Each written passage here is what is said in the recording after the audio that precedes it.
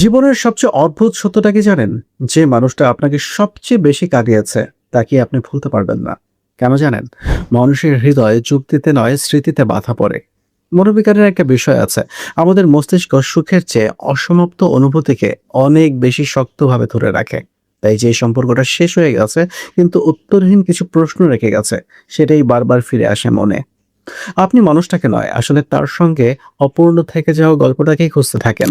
রাতের নীরবতায় যখন তার কথা মনে পড়ে, তখন আপনি তাকে ভালোবাসেন না।